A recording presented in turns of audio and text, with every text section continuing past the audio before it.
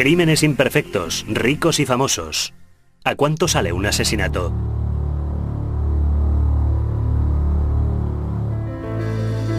En la tarde del 28 de marzo de 2001, dos agentes de policía apostados en una furgoneta de vigilancia grabaron en vídeo al hombre de negocios millonario Joel Sendler cuando cruzaba el aparcamiento del centro comercial King of Prussia en las afueras de Filadelfia.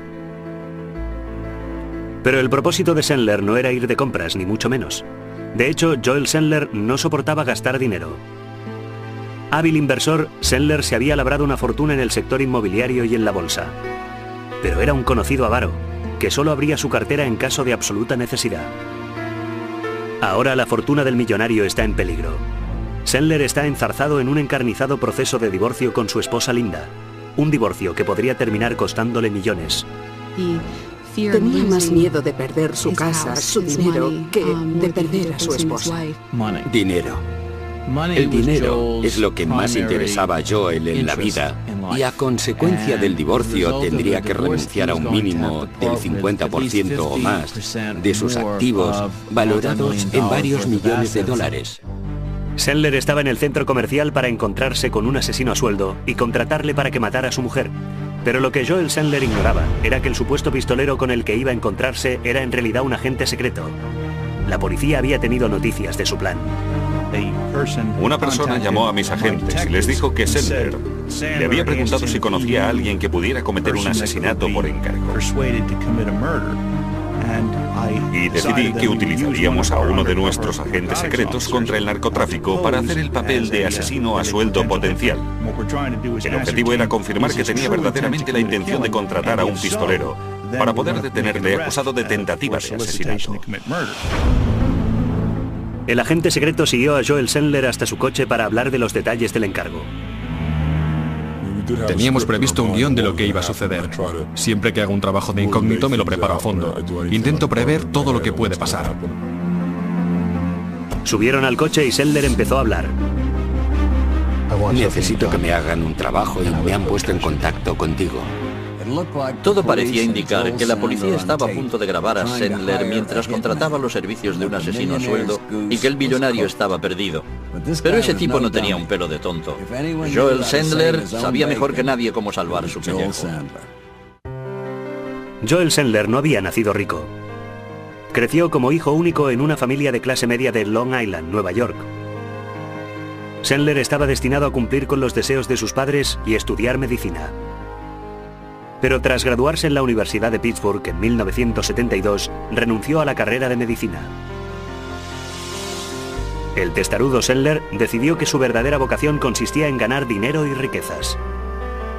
Aquel mismo año, mientras todavía no había descubierto el mejor camino hacia la fortuna, Sendler se topó con el amor de su vida.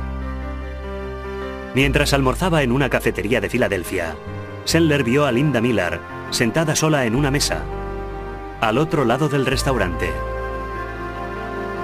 Linda no era el tipo de chica por la cual los desconocidos solían cruzar toda la sala.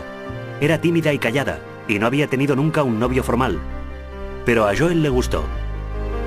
Se le acercó y empezaron a hablar. Ella dijo que nadie se imaginaría lo atractivo, encantador y persuasivo que era entonces, y se enamoró perdidamente de él. Tengo la sensación de que era una mujer muy insegura. Joel pidió a Linda su teléfono y la llamó cuando ésta ni siquiera había tenido tiempo de llegar a casa. La relación se convirtió en un apasionado romance y al cabo de 2 años se casaron. Pronto nacerían 2 hijos, Jared y Allison. Joel Sendler parecía tener una familia perfecta y pronto obtuvo también un trabajo perfecto, corredor de valores en Merrill Lynch, en las afueras de Filadelfia. El mundo de las altas finanzas le encajaba como anillo al dedo al ambicioso joven. Inteligente y sagaz, Sendler se estableció como un agresivo agente de bolsa con buenos instintos financieros. Pronto estaba ganando más de $150.000 al año. Pero la ciega obsesión del joven agente de bolsa con el dinero le ganó pocos amigos en Merrill Lynch. Tras numerosas quejas de sus colegas, que le acusaban de ser demasiado brusco y desagradable, su jefe organizó su traslado a otras oficinas. Él quería llevarse consigo a sus clientes, pero su jefe no se lo permitía. Según dice Linda, Sanders amenazó entonces con matar a su superior y entonces le despidieron. Su empeño principal era controlarlo todo y a todo el mundo a su alrededor, y cuando no podía controlarles estallaba en cólera. Además de su trabajo, Sendler perdió también su buena reputación. Nadie en el sector de las inversiones bancarias quería contratarle. Pero en 1978 obtuvo un cargo en una empresa inmobiliaria de alto standing y empezó a negociar inversiones para familias acomodadas y grandes empresas. El auge del sector inmobiliario que se produjo en la década de los 80 incrementó rápidamente los ingresos de Sendler hasta más de $500,000 al año. En los años 80, la vida de Sendler era estupenda. Tengo entendido que amasó una verdadera fortuna, que llevó a cabo grandes negocios utilizando paraísos fiscales. Era muy hábil en su profesión, sabía mediar en estos negocios inmobiliarios y ganó una cantidad enorme de dinero. En 1985, nadando en dinero, Joel Sendler compró una casa de $500,000 en Bryn Mawr, Pensilvania, en una de las zonas más exclusivas y selectas de Filadelfia llamada Main Line. Sendler bautizó su nueva propiedad con el nombre de The Gables. La Main Line es la zona más exclusiva de todo el estado y una de las más selectas de Estados Unidos. Los Sendler vivían en una de las zonas más prestigiosas de Main Line, en los suburbios de Filadelfia, y no vivían en una casa, vivían en una mansión. Joel Sendler había conseguido todo lo que cualquiera pudiera desear en esta vida. Ganaba millones de dólares. Tenía una esposa, tenía 2 hijos maravillosos, una mansión preciosa, lo tenía todo. La zona de Main Line, en Filadelfia, es un lugar para los ricos y los más ricos, y de puertas afuera de su cuidada propiedad, los Sendlers parecían encajar de mil maravillas en aquel entorno, pero tras la fachada impresionante de The Gables, iba condensándose la tormenta. En 1985, Joel Sendler parecía tenerlo todo. Millones en el banco, una casa espectacular, una mujer hermosa y 2 hijos bien encarrilados. Parecía una vida envidiable para muchos. Era como un hogar típico de película. La hija era una destacada patinadora. El hijo jugaba al tenis y era un jugador de tenis realmente muy bueno.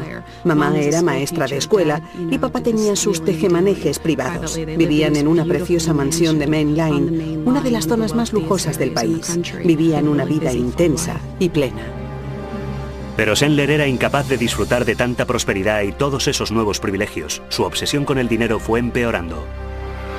Joel Sendler era el millonario más tacaño que haya visto jamás. Mucha gente dice bromeando que es la única manera de conservar el dinero, pero él iba mucho más allá. Decían que desconectaba el agua caliente en su casa si le parecía que alguien se alargaba demasiado al tomar una ducha. Le dolía cada céntimo. Se suscribía a un periódico durante el periodo gratuito de prueba y en cuanto se terminaba ese periodo se suscribía a otro. Se marchaba sin pagar en las gasolineras después de llenar el depósito.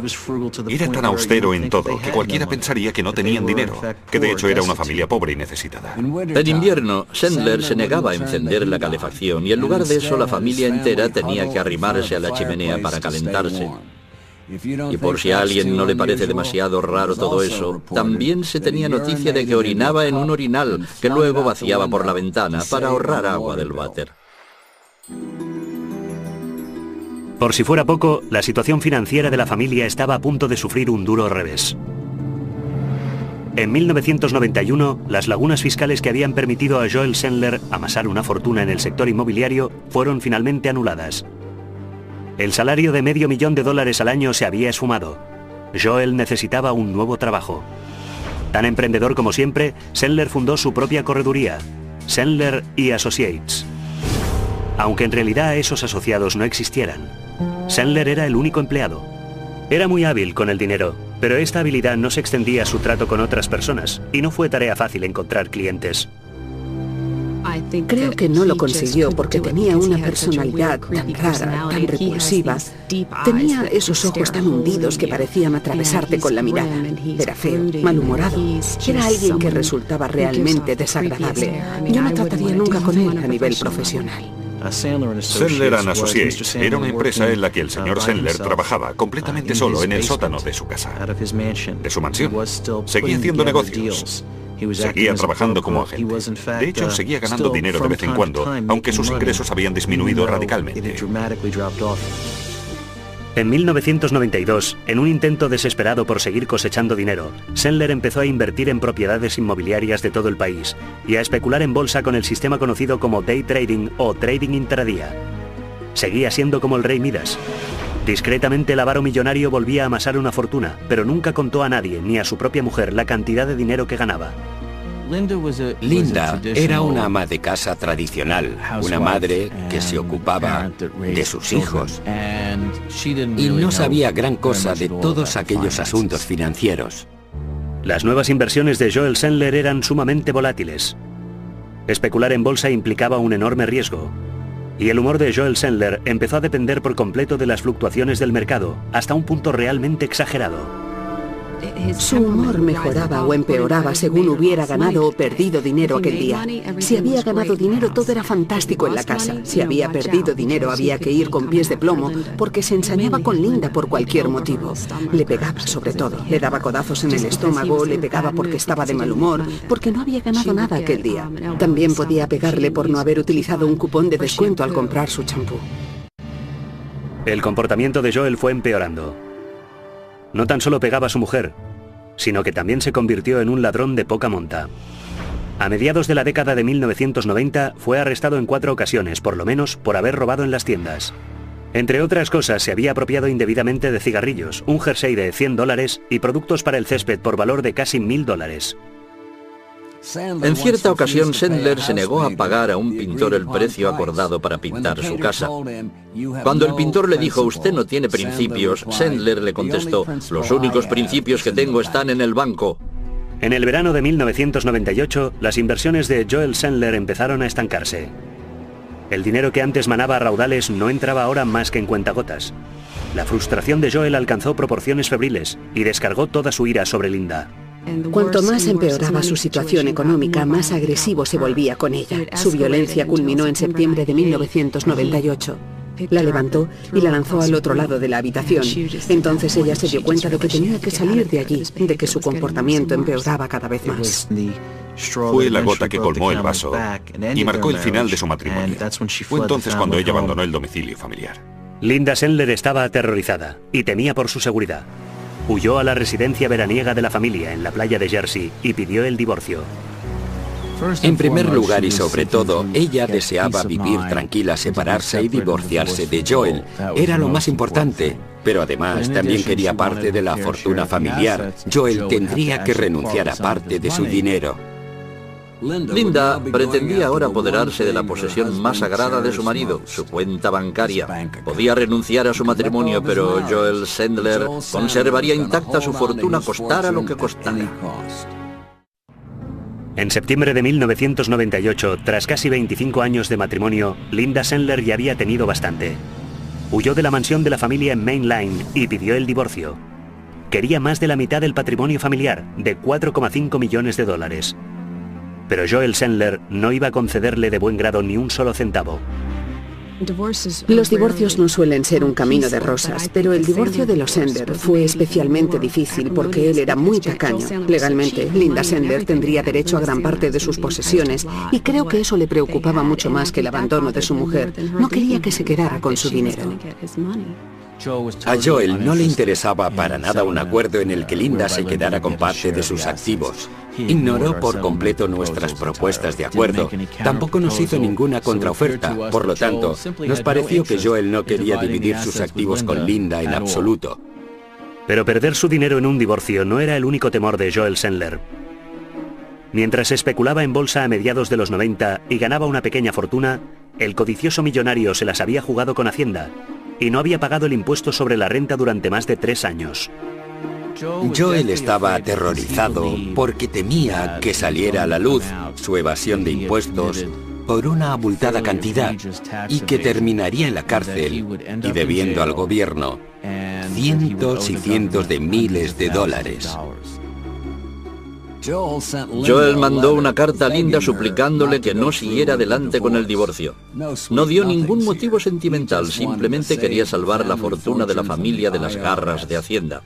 Digamos que Linda no se sintió exactamente conmovida. Desesperado por detener el proceso de divorcio, Joel Sendler empezó a espiar a su esposa en el apartamento de la playa de New Jersey donde ella vivía con su hija. Creo que su personalidad controladora empezó a aflorar de veras cuando Linda le dejó.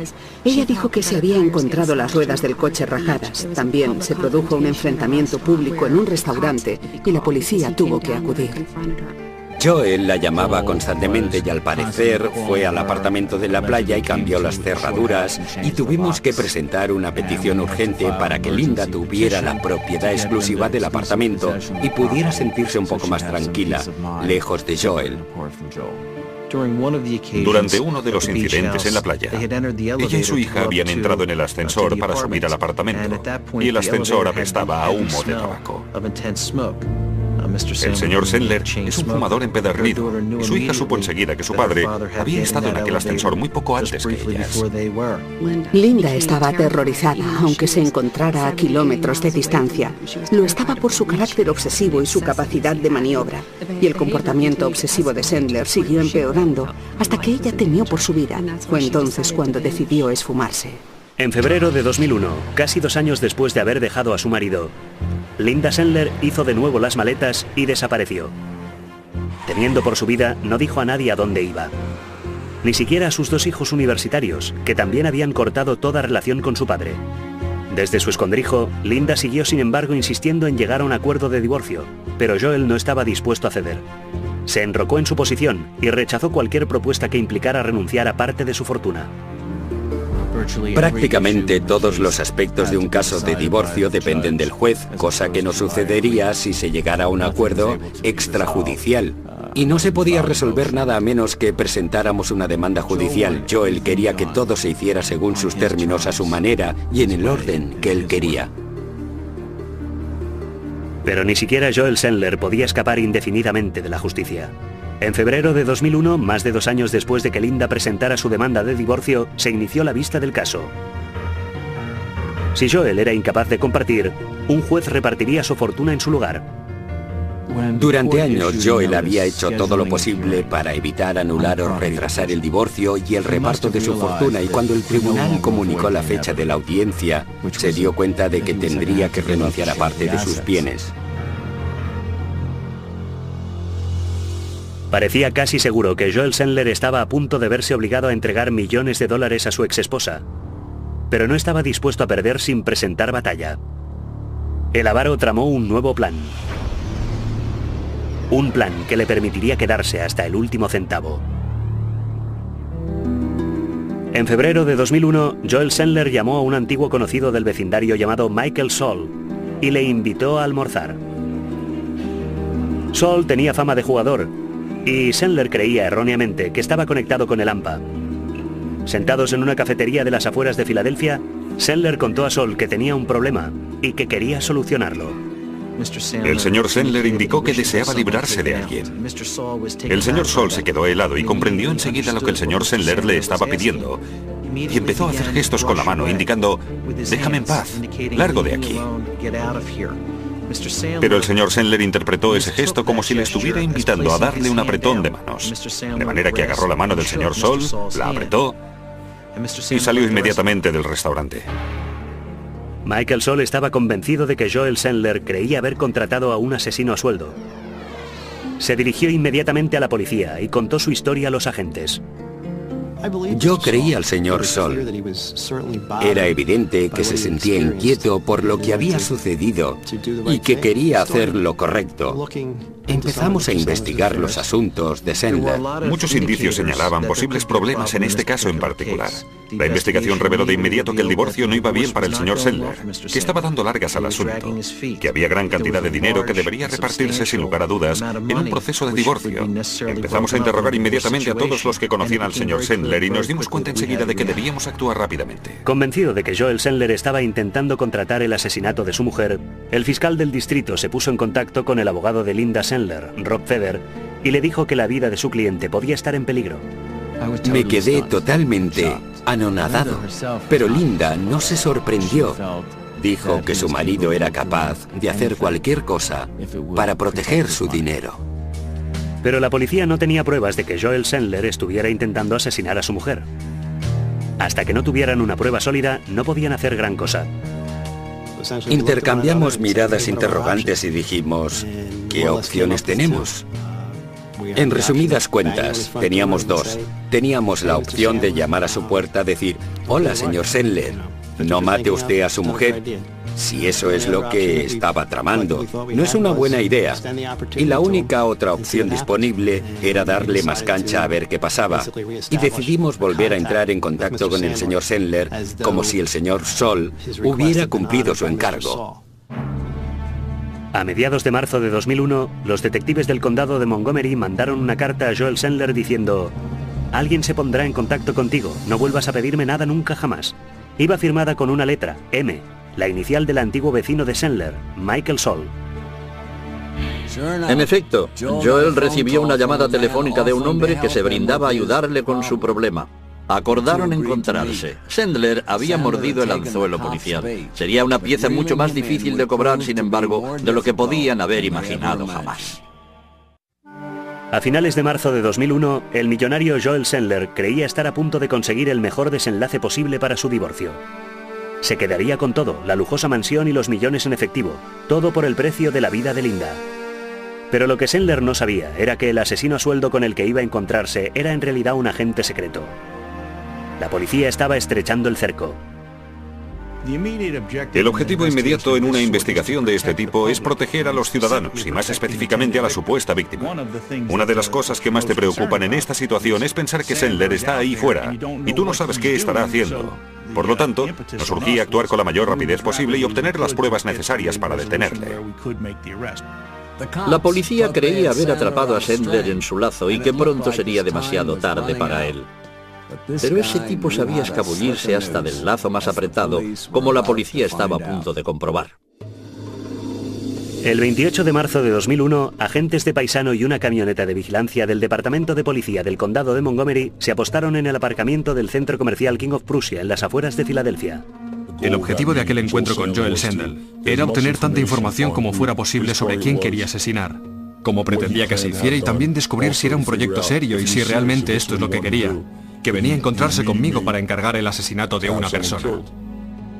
El equipo policial estaba preparado para plantar cara a Joel Sendler. Poco después de las 3 de la tarde, un agente secreto con una grabadora oculta se encontró con Sendler en un restaurante. No tan solo quería que Sendler empezara a hablar, quería que lo hiciera afuera, al alcance de las cámaras de vigilancia de la policía. Y le vi entrar vestido de sport y me di cuenta enseguida de que aquel hombre ya tenía su propio plan. Tenía su propio guión. Yo tenía uno y él tenía otro, de manera que tenía que intentar sacarle del restaurante. ¿Qué hay? ¿Joel? ¿Qué hay? Ven ahí fuera. Quiero hablar contigo un momento. No quiero que nos vean en un lugar público como este. Nos sentaremos en el coche, no quiero hacerlo ahí dentro. Quedamos en encontrarnos aquí. Dije que nos encontraríamos afuera, no empieces a cambiar las cosas. Yo no te conozco de nada, tío. No quiero que me graben en vídeo ahí fuera, ni nada parecido. Y yo no quiero que un bar entero de gente diga que me vieron contigo. No habrá nadie más que yo. Quiero sentarme a una mesa y hablar contigo en privado. Yo no hago las cosas así. Esto es una mierda. Está jodida la cosa, tío. Creía que eras alguien más serio y yo no pienso entrar en ese juego. Tuve que obligarle a salir afuera. Le dije, me voy, esto no funciona. Entonces aceptó salir. Sendler aceptó continuar la conversación en su coche. Pero una vez sentados en su Toyota Camry, Sendler desveló una enorme sorpresa. Quiero que me hagan un trabajo y me han puesto en contacto contigo, pero no quiero seguir hablando, ¿de acuerdo? En lugar de seguir hablando con el supuesto pistolero, Sendler sacó toda una serie de fichas mecanografiadas. De esta forma podía concretar los detalles del asesinato sin pronunciar palabra. Utilizó fichas con la respuesta a cualquier pregunta y cualquier respuesta previsibles en su conversación con el asesino a sueldo. En las fichas se decía que deseaba eliminar a alguien, que era alguien en el oeste del país, que esta persona era una relación de negocios y que deseaba la muerte de esa persona. Lo que más me preocupó de esas fichas era la cantidad de preparativos realizados para la consecución de sus fines. Había preparado la negociación de manera que no fuera necesario abrir la boca. El hecho de que hubiera mecanografiado las fichas de aquella manera confirmó nuestros peores temores. Deseaba asesinar a alguien. No estaba seguro de cómo solucionar el problema de las fichas. Sabía que tenía que prolongar al máximo el encuentro y que así terminaría diciendo algo. Tenía que encontrar un sistema, pero pensé que a la larga se le escaparía algo, que diría un nombre o un lugar, si era hombre o mujer. Diría que quería asesinar a alguien. ¿Tendremos que hacer todo este negocio así, por escrito? Porque me parece un poco raro.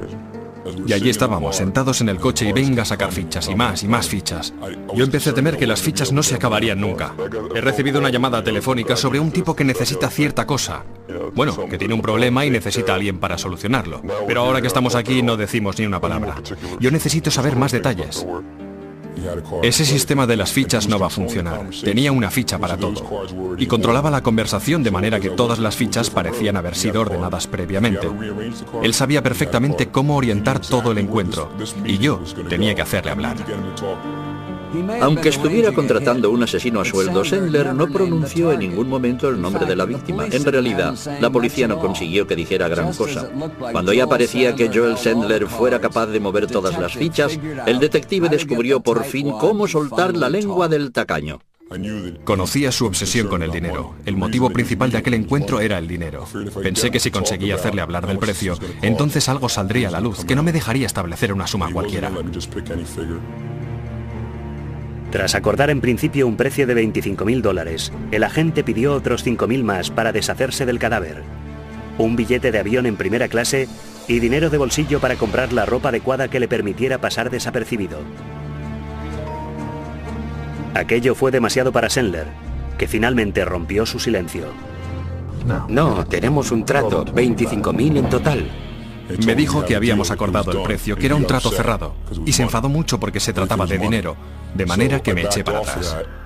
Ahora la policía había grabado a Sandler diciendo que había cerrado un trato. Acordaron el precio de $25.000 por el asesinato. Joel Sandler prometió que pronto enviaría un billete de avión y más información al supuesto pistolero. Luego salió del coche y empezó a romper las fichas mecanografiadas, disponiéndose a quemarlas, destruyendo así la única prueba tangible que tendría la policía. Lo que más me preocupaba en aquel momento era qué haría con las fichas. Sabía que las fichas eran pruebas sólidas, sabía que había conseguido grabar algo, pero no gran cosa. Y él las estaba rompiendo. Arranqué un pedazo de ficha y lo dejé caer al suelo. Y cuando él se inclinó para recogerlo, pude meterme una de las fichas en el bolsillo. Pero incluso con esta prueba, la policía sabía que sería muy difícil demostrar que Sandler pretendía organizar el asesinato de su mujer. No había pronunciado en ningún momento el nombre de la víctima. La policía necesitaba algo más, pero el tiempo no jugaba a su favor. Inmediatamente después de aquel encuentro, quise asegurarme de que la señora Sandler estuviera bien escondida. Joel Sandler regresó solo a su lujosa mansión y siguió planeando el mortal acuerdo de divorcio. Mientras tanto, la policía intentaba reunir suficientes pruebas para poder detenerle. La cuestión era, ¿quién conseguiría antes su objetivo? A principios de abril de 2001, la policía tenía la mira puesta en Joel Sandler. El avaricioso millonario había cerrado un trato con un agente secreto que pretendía ser un asesino a sueldo, pero todavía no había mencionado el nombre de la supuesta víctima. No lo había hecho porque Sandler no sabía dónde se encontraba esta supuesta víctima. Habían pasado más de 2 meses desde que su esposa separada, Linda, había huido de la segunda residencia del matrimonio en la costa de New Jersey y había desaparecido. Basta decir que empezó a vivir de incógnito y nadie sabía dónde se encontraba exactamente de un día para otro. Me llamaba por el móvil regularmente para enterarse de cualquier novedad sobre el caso, pero ni siquiera yo sabía dónde estaba. Fuera cual fuera el paradero de Linda, tenía necesariamente que gastar dinero para sobrevivir, y nadie como Joel Sandler para husmear el rastro del dinero. Llamó a todos los bancos y entidades de tarjetas de crédito, pero no había manera de encontrar el rastro. Joel Sandler hizo lo inimaginable para descubrir dónde se escondía. Llamaba a una persona por una línea y a otra por otra línea. Llamó a todos sus bancos y a las oficinas de la empresa inmobiliaria de New Jersey, donde se encontraba su apartamento, diciendo que estaba intentando localizar a su mujer. Nadie le dio esa información. Joel Sandler, sin embargo, no estaba dispuesto a rendirse, y todavía le quedaba un as en la manga. Linda y él aún estaban casados legalmente. Llamó a la cooperativa de crédito de Linda y les dijo que era el beneficiario de su cuenta. Linda no podría permanecer bajo tierra mucho tiempo. Estaban casados. Consiguió hablar con una persona dispuesta a informarle por fax sobre los talones cancelados de la cuenta. A través de Internet, el señor Sendler pudo entonces identificar nombres y direcciones y seguir el rastro de su mujer hasta el lugar donde se ocultaba. Descubrió que Linda Sendler vivía discretamente en Sun Valley, una lujosa estación de esquí en Idaho, donde los Sendlers habían ido de vacaciones en tiempos más felices. Con su objetivo bien localizado, Sendler concertó otro encuentro con su asesino a sueldo. El 23 de abril por la tarde, Joel Sendler y el policía disfrazado de pistolero volvieron a encontrarse en el centro comercial King of Prussia, en las afueras de Filadelfia. Esperábamos que en este segundo encuentro nos proporcionara información sobre la víctima, aunque ya supiéramos que era Linda Sendler. Y también pagara el adelanto que yo necesitaba para poner en marcha su encargo.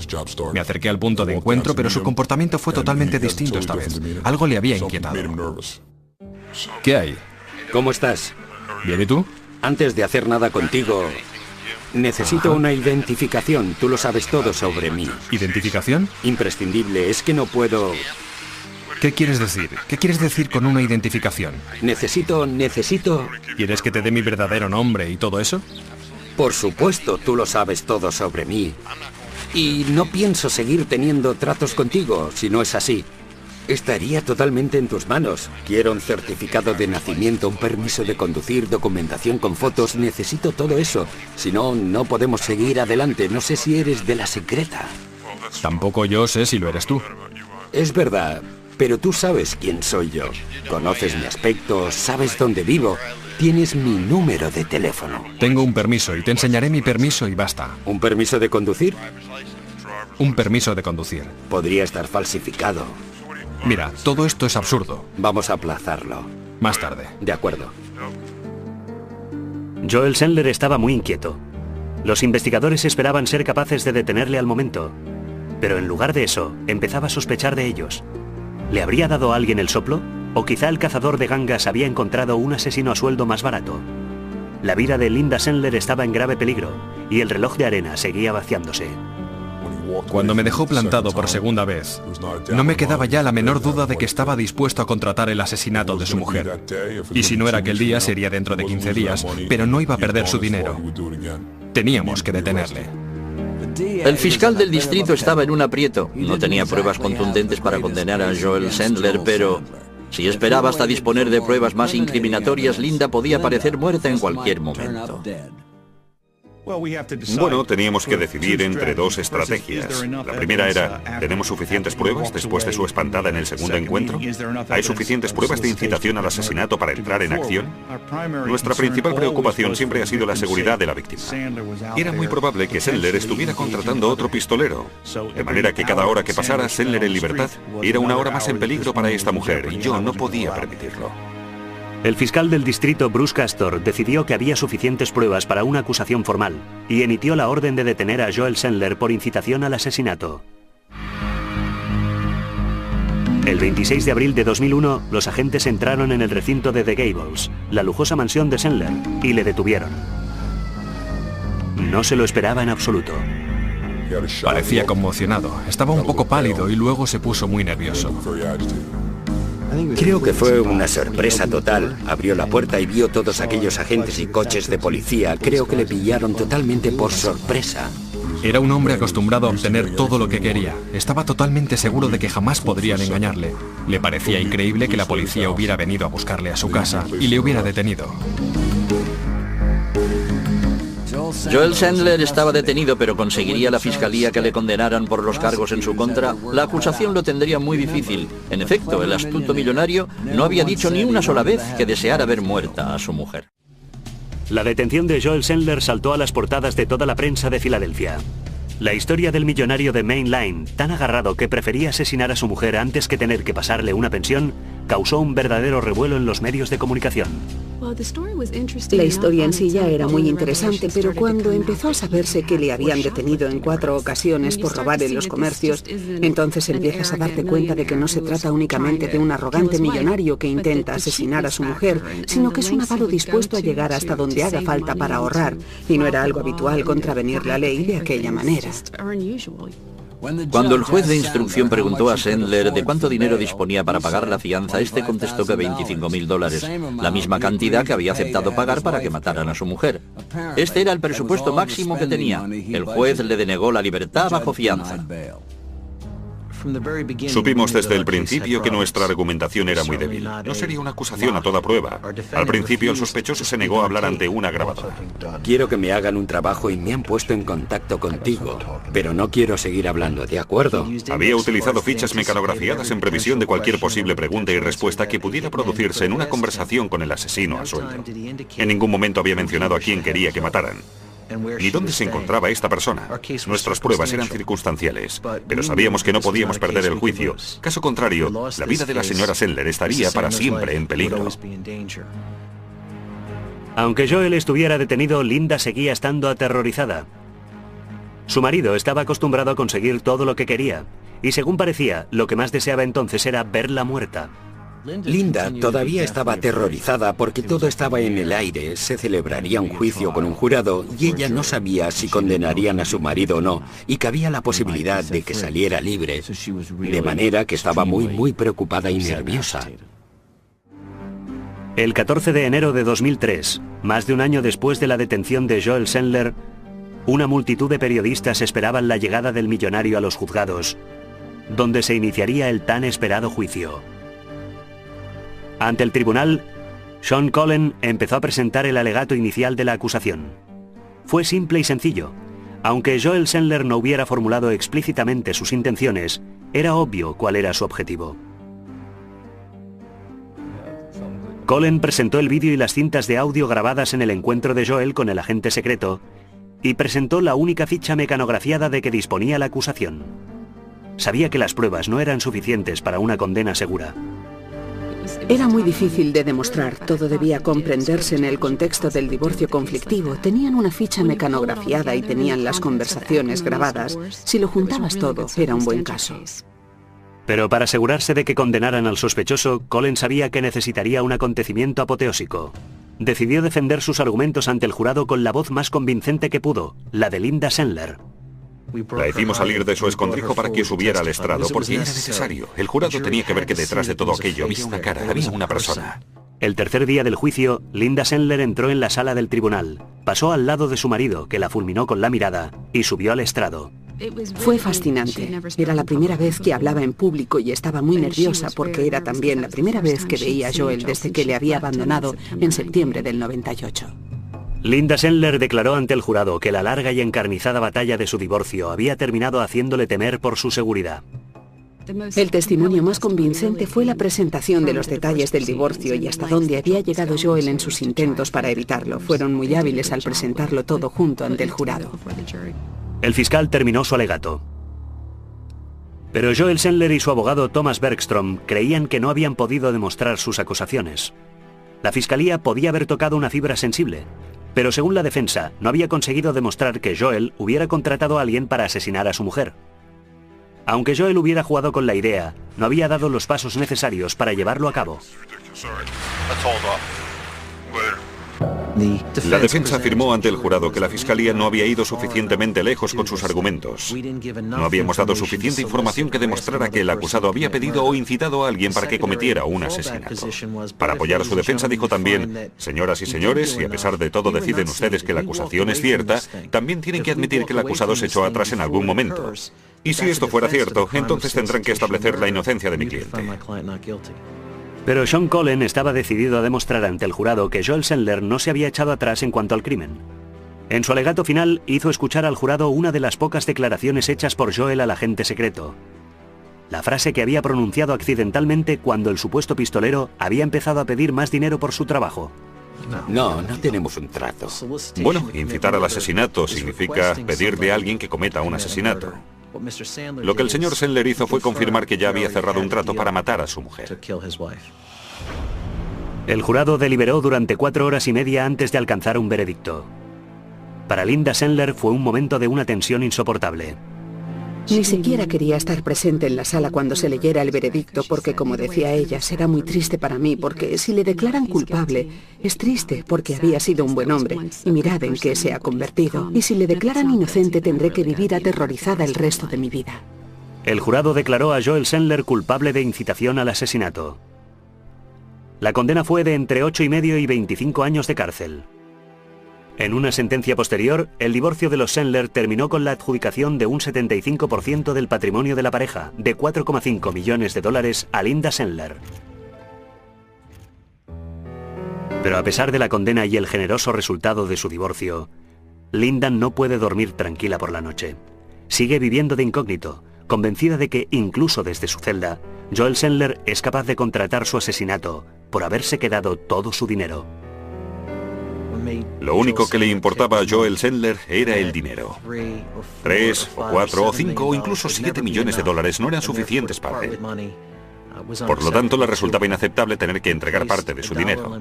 Había puesto un precio máximo a la vida de su mujer, pero desgraciadamente para él lo había acordado con un agente secreto. No creo que Joel tenga conciencia. Seguro que considera que lo que le hizo a su mujer, o intentó hacerle a su mujer, contratar su asesinato, era totalmente legítimo, porque no quería tener que compartir su dinero con ella. Incluso creo que si le preguntaras hoy si lo que hizo estuvo mal, seguramente te diría que no. Nunca he visto a nadie tan obsesionado con el dinero como Joel Sendler. En la cárcel, Joel Sendler no tiene que preocuparse de las facturas de la calefacción o del agua, pero sigue siendo igualmente tacaño. La policía se había incautado de su coche de 1998 porque sirvió para la comisión de su crimen.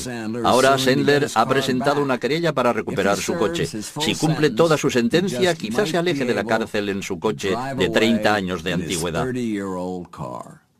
Dominic Dunne para la televisión judicial.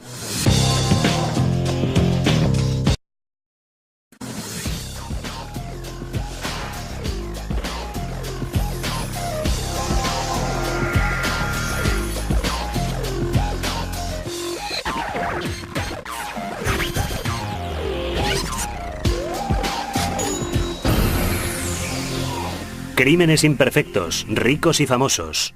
¿A cuánto sale un asesinato?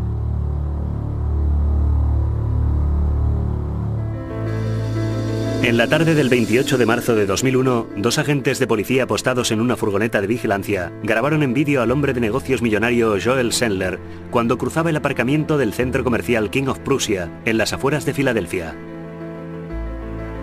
Pero el propósito de Sendler no era ir de compras, ni mucho menos. De hecho, Joel Sendler no soportaba gastar dinero. Hábil inversor, Sendler se había labrado una fortuna en el sector inmobiliario del restaurante.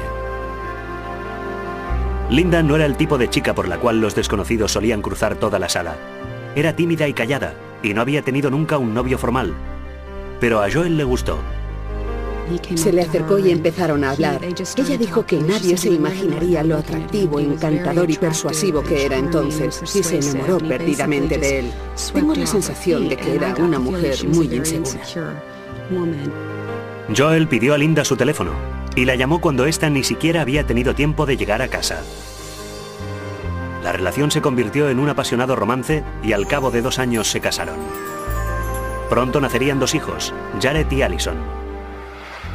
Joel Sendler parecía tener una familia perfecta, y pronto obtuvo también un trabajo perfecto, corredor de valores en Merrill Lynch, en las afueras de Filadelfia. El mundo de las altas... Mientras contrataba los servicios de un asesino a sueldo y que el millonario estaba perdido. Pero ese tipo no tenía un pelo de tonto.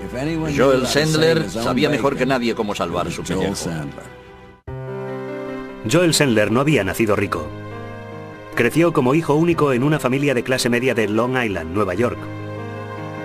Sendler estaba destinado a cumplir con los deseos de sus padres y estudiar medicina. Pero tras graduarse en la Universidad de Pittsburgh en 1972, renunció a la carrera de medicina. El testarudo Sendler decidió que su verdadera vocación consistía en ganar dinero y riquezas.